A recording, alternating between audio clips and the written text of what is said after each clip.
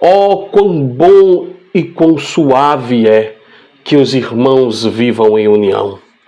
É como um óleo precioso sobre a cabeça que desce sobre a barba de Arão, e que desce a orla das suas vestes. Como o orvalho do Hermon, e como o que desce sobre os montes de Sião, porque ali o Senhor ordena a bênção e a vida para sempre. Esse será o tema do vídeo de hoje. Logo após a nossa abertura, eu gostaria de tratar a respeito da suposta união entre os povos ditos por povos de Deus. Será que essa união realmente é verdadeira? Ou será que não passa de puro argumento, narrativa, que nos leva a crer que há uma união que de fato é irreal? Acompanhe o vídeo de hoje e logo após a nossa abertura eu vou tratar mais a fundo sobre esse assunto. Fique comigo. Vigilante da Razão, o seu canal de opinião e crítica.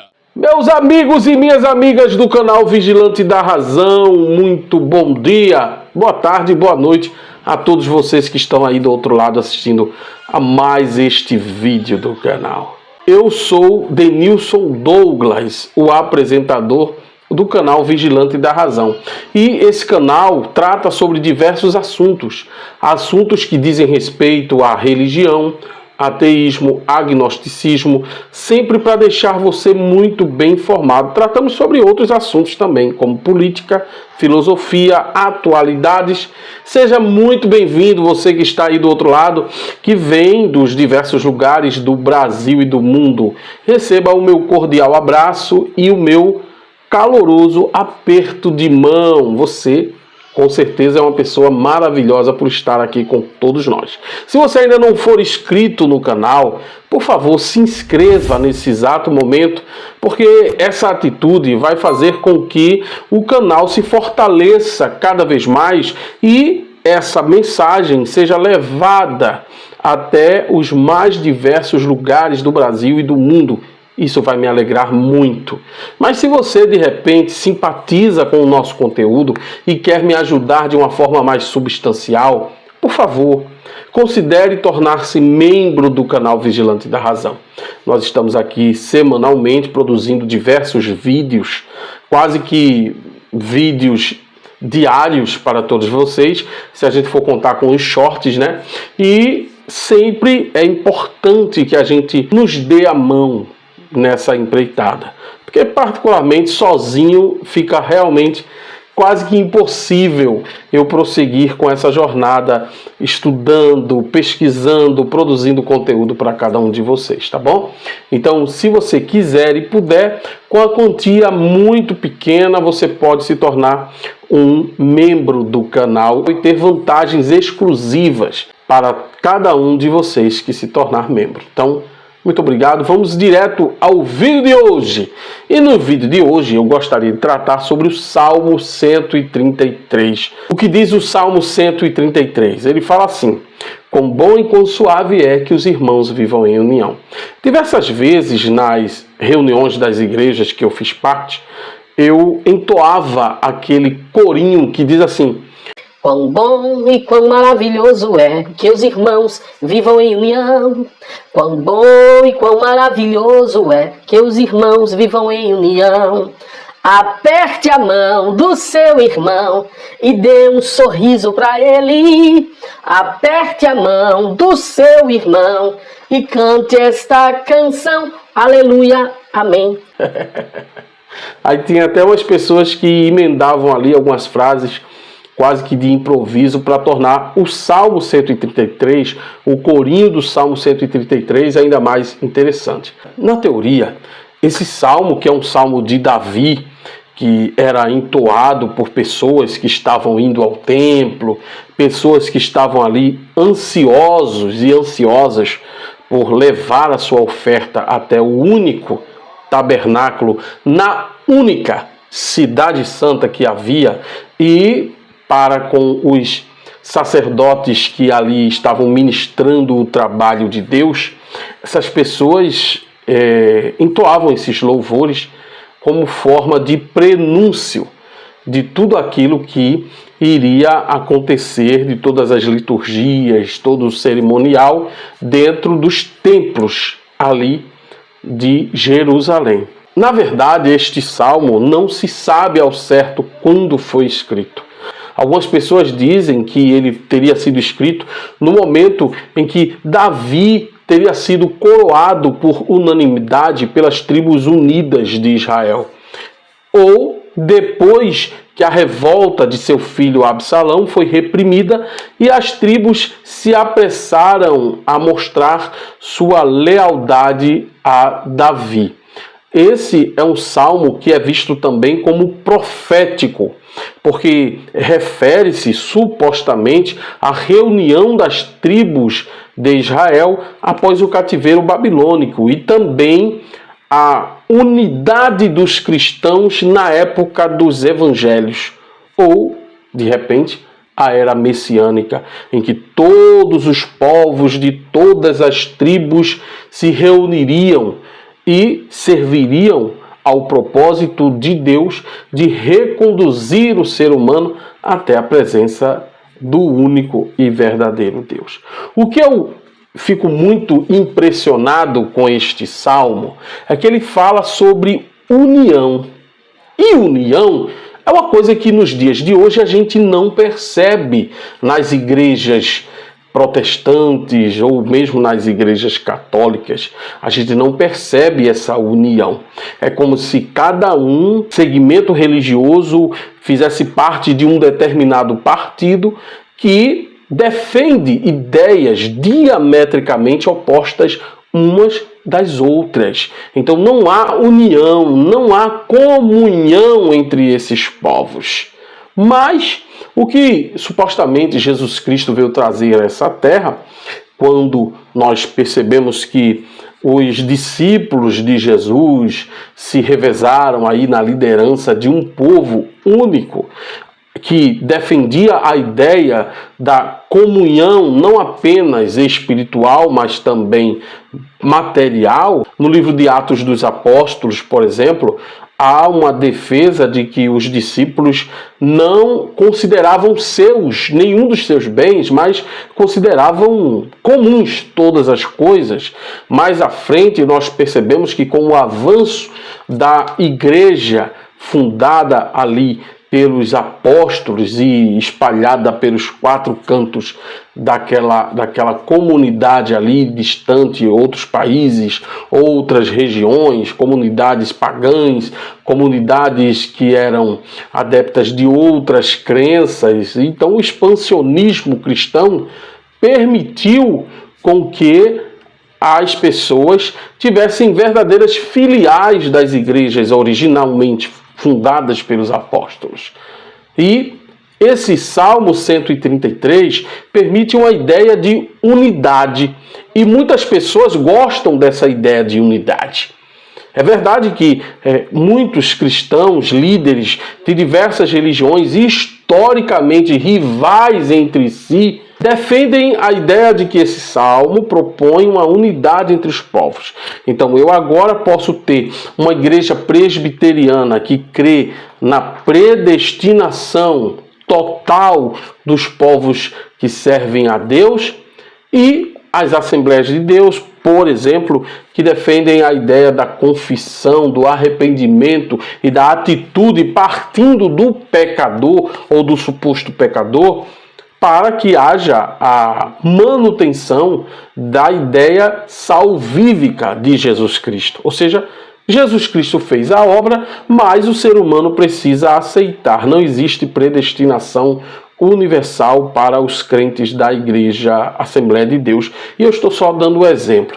Algumas pessoas defendem que, apesar dessas discrepâncias, dessas divergências, é possível existir unidade entre os povos que defendem a mesma fé em Cristo. mesmo com todas as divergências. Eu respeito essa ideia e é uma ideia muito bacana, porque no ideário dessas pessoas, no imaginário dessas pessoas, não haveria distinção. Então os povos de Deus supostamente iriam se relacionar da melhor forma possível. Mas eu pergunto a você, isso é possível nos dias de hoje? Isso é verdadeiro nos dias de hoje? Ou você percebe, por exemplo, um afã, um desejo enorme para o fortalecimento e a autoafirmação de apenas alguns segmentos religiosos em detrimento dos outros? Ou seja, o crente presbiteriano, ele vai considerar a sua doutrina, a sua fé, os seus dogmas, os seus rituais como verdadeiros, enquanto os assembleianos vão considerar, inclusive, a presença das manifestações espirituais, dos dons espirituais nos dias de hoje. As pessoas costumam, às vezes, menosprezar, subestimar essas questões, mas são questões vitais. Ora, se o Espírito Santo está agindo nos dias de hoje para com os crentes da Assembleia de Deus, mas para com os crentes da presbiteriana, das batistas, das igrejas tradicionais, esse mesmo Espírito Santo cessou a sua atividade sobrenatural para com os dons, para com as manifestações sobrenaturais nos dias de hoje, então eu percebo aí que há uma doutrina que diverge de forma diametrical. Quando a gente vai analisar o trabalho das igrejas evangélicas, a gente percebe que muitos evangélicos se apresentam como exemplos vivos da união proposta pelo Salmo 133, mas na verdade isso não procede. Por que não procede? Porque a desunião começa dentro da própria casa do cristão, dentro da própria casa do crente. Muitas das pessoas que se auto-intitulam salvas na pessoa bendita de Jesus Cristo são pessoas que têm um comportamento extremamente ostensivo dentro da sua própria casa para com o seu cônjuge, por exemplo.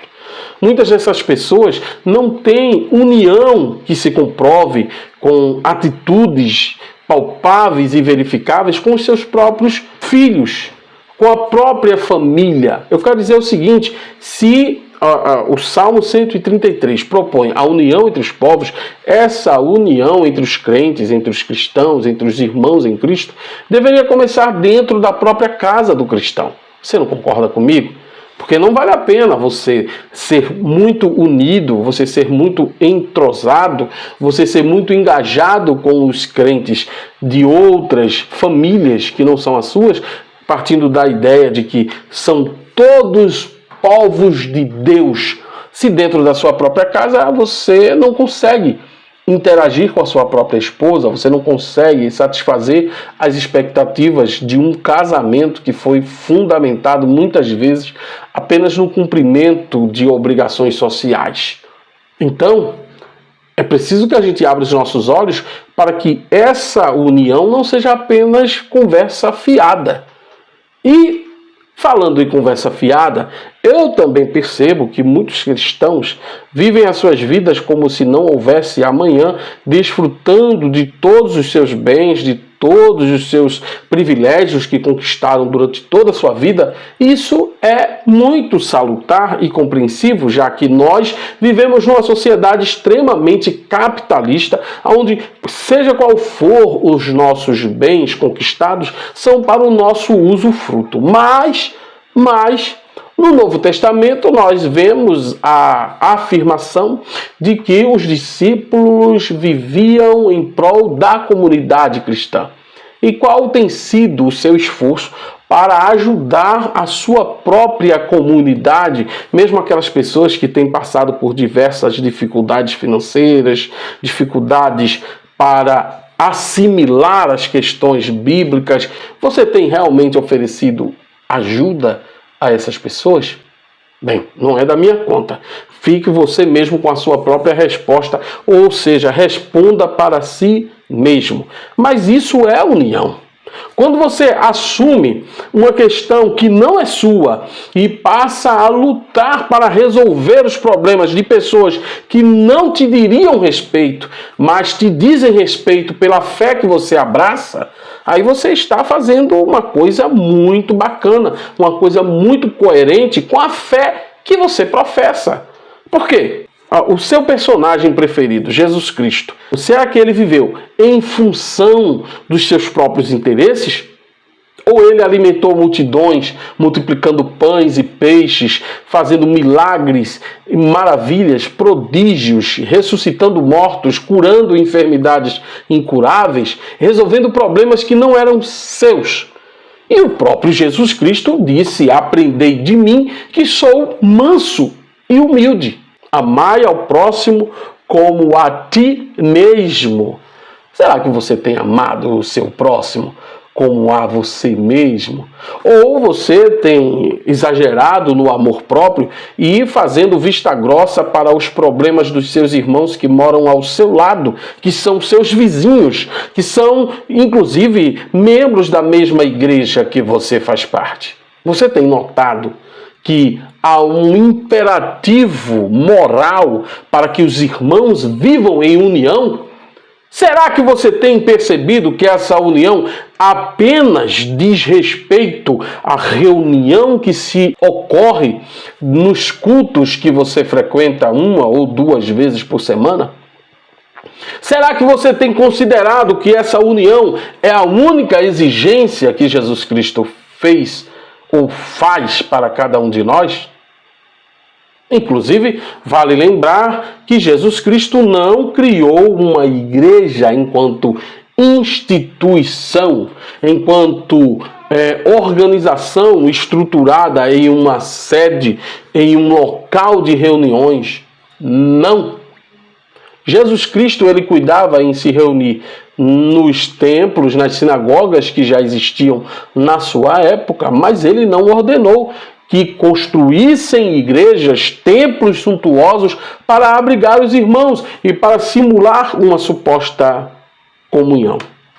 Pense nisso e você vai perceber que a ideia que você tem de união precisa ser reformulada.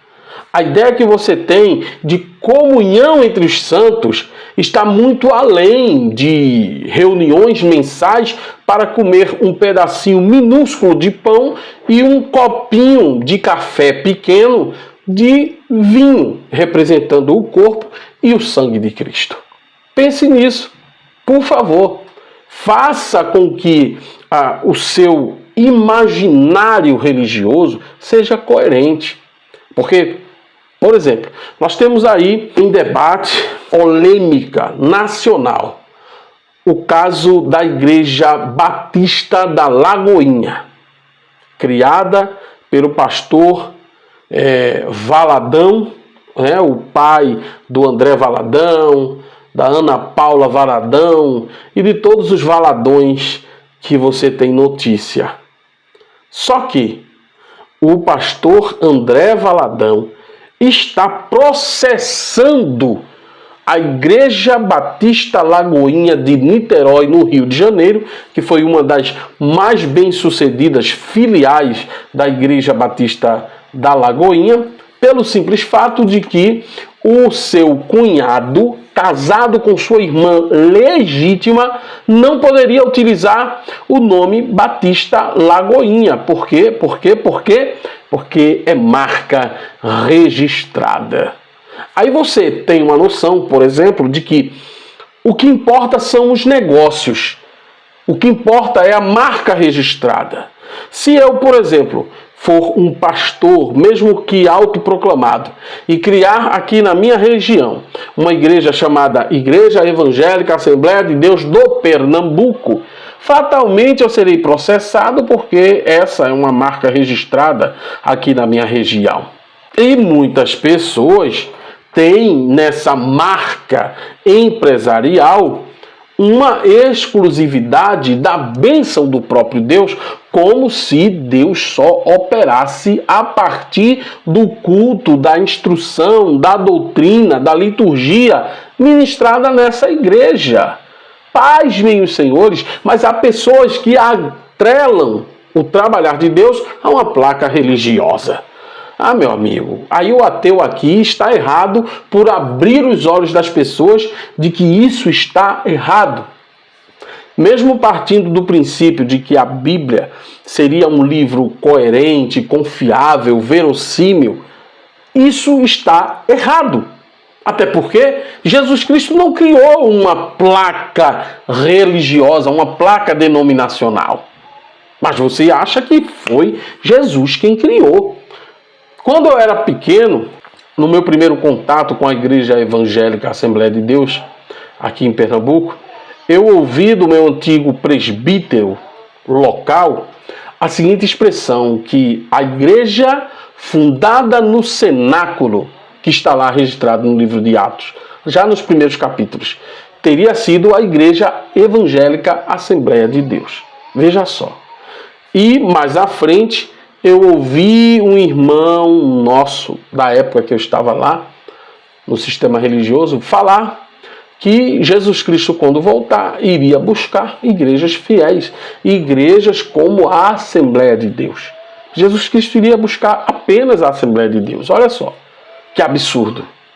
Aí você diz, não, quão bom e quão maravilhoso é, quão suave é que os irmãos vivam em união. Onde é que está essa união?